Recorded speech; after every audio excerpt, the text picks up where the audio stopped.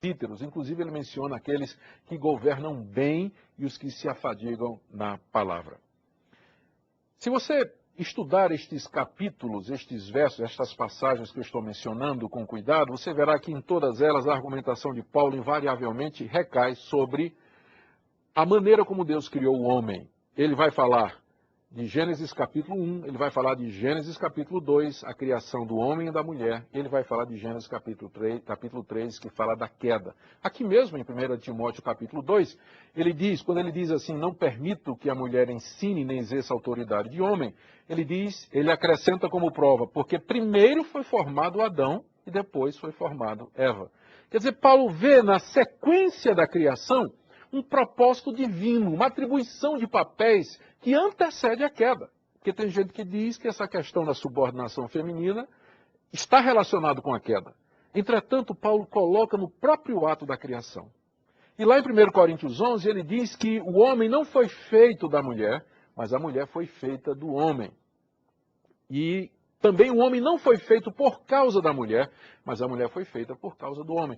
Quer dizer, toda a argumentação em torno dos papéis diferenciados do homem e da mulher, eles transcendem as regiões locais e as questões culturais. São argumentos baseados na Escritura, baseados na teologia e baseados na própria Trindade. São argumentos teológicos que continuam a ser verdade, independente do fato de nós vivermos 2000 anos depois que eles foram escritos, independente de vivermos numa outra cultura, de sermos de um outro país e pertencermos a uma outra nacionalidade. Eles continuam válidos porque em cima ou enraizados em princípios eternos. Ainda na primeira carta a Timóteo, eu estou indo para o meu sexta passagem, na primeira carta a Timóteo, capítulo 3, o apóstolo Paulo dá uma descrição do que seria o presbítero cristão. Ele faz uma lista das qualificações. E há duas qualificações ali que têm a ver com aquilo que nós estamos discutindo. A primeira delas é que ele diz que o presbítero tem que ser marido de uma só mulher. Marido de uma só mulher. É evidente que ao dizer isso, ou colocar isso como sendo a primeira das colocações, que o apóstolo Paulo tem na sua mente o paradigma do homem cristão qualificado. E logo em seguida, ele diz assim, que o presbítero tem que governar bem a sua família, criar os filhos debaixo de toda sujeição.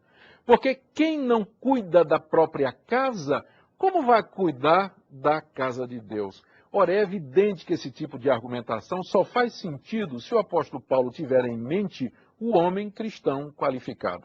Uma mulher cristã, por mais qualificada que seja, ela não se encaixa aqui, porque evidentemente nunca lhe é atribuído o papel de chefe de família.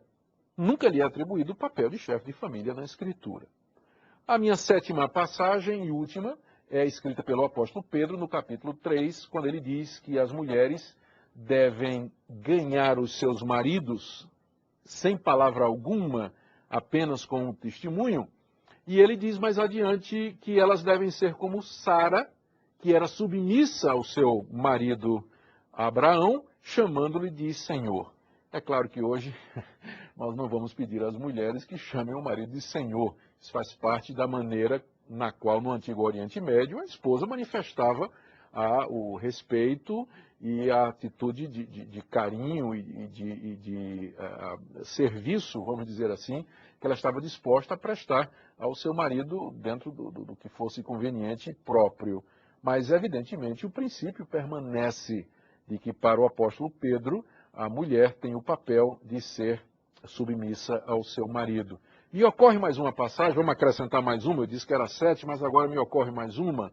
Na passagem de Tito, capítulo 2, o apóstolo Paulo diz que as mulheres mais antigas, as esposas mais experientes, elas devem ensinar as novas a como amar o seu marido e a viver de maneira submissa ao seu marido, como cuidar dos filhos e assim por diante. Então veja só, de cabeça assim, 8 passagens na Bíblia, deve haver outras, tem outras passagens, que colocam um tipo de restrição à participação da mulher no exercício da autoridade, no uso da palavra, no desempenhar das suas atividades na igreja. Existe uma passagem da Bíblia que diga assim claramente, é proibido que a mulher seja pastora? Não, não existe. Não existe nenhuma passagem da Bíblia que diga assim, é proibido que a mulher seja presbítera ou é proibido que a mulher seja pastora. Entretanto, aqui no programa, de cabeça, nós mencionamos pelo menos 8 passagens que impõem limitações e restrições à participação da mulher na família e na igreja quanto ao uso da autoridade e ao uso da palavra. Por estes motivos, então, nós dizemos que o ônus de provar que a mulher pode ser pastora não é da igreja que vem dizendo não ao longo de 2000 anos, mas daqueles que querem que ela seja pastora e presbítera hoje. A pergunta não é, tem alguma passagem da Bíblia que proíba que a mulher seja pastora ou presbítera? A pergunta é, tem alguma evidência na Bíblia de que mulheres foram ordenadas presbíteras e pastoras e que elas podem ser ordenadas presbíteras e pastoras? Essa que é a abordagem correta. Nós queremos então concluir esse bloco dizendo da nossa absoluta convicção de que quando estamos tratando de presbiterato bíblico, ou seja, um presbiterato que é apoiado na palavra de Deus, nós temos que chegar à conclusão de que ele só pode ser exercido por homens cristãos qualificados. Com isso, nós queremos dizer que a mulher não tem o que fazer na igreja? De forma nenhuma. Se não fosse a participação das mulheres cristãs ao longo da história da igreja, a igreja não estaria, não teria alcançado o mundo.